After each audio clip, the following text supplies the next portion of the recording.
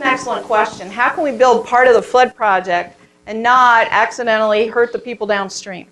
In order for something to be a traction project, or what we call Truckee River Action Project, something we do ahead, we have to model the impact of the project and look at the water flows. And I guess I'm going to turn again to Paul to explain a little bit about how that's done, because it's so important to understand the answer to that question.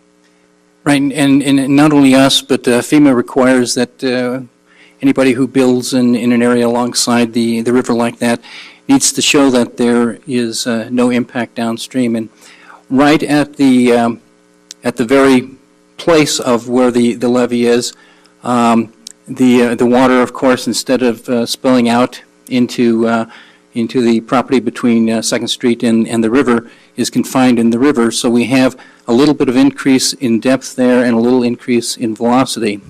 But as the water goes over the Glendale Diversion Dam, the rock structure there, and through the Glendale Bridge, that pretty much erases the effect that the levee does.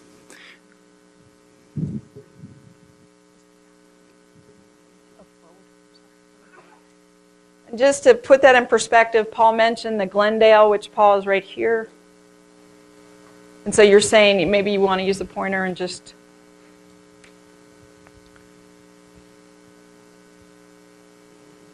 Okay, in this area, obviously, we're taking water that used to be in here and pushing it into the river. Okay, and we did a lot of different modeling on this, and we raised the water level in here, you know, a couple tenths of a foot, which then creates additional velocity. But in the river here is this dam, which is also a control section, and the bridge, which also throttles back water. So as the increase in water came through, goes across the dam, underneath the bridge, we did not see any increase downstream of the bridge in our modeling. And that's because, you know, this was just a short levee. You know, if we would have had much longer levees, there probably would have been more effect. But it's a very important question, too, to understand why we are proposing to our flood board this month that they move out and construct protection downstream at Rainbow Bend. And then probably later this year, I'll come back and recommend that they construct protection at Wadsworth, because we have to protect the downstream communities before we can build any significant upstream dams, levees, flood walls, the very point you're making. So we've got to put the protection in place before we can move out much more aggressively.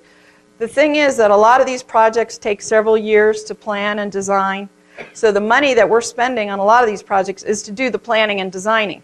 But we can't build some of these projects until we get that protection in place. Now, the North Truckee Drain is an interesting example. North Truckee Drain is going to divert water outside of our valley and downstream. So we don't expect it to increase flooding in the meadows.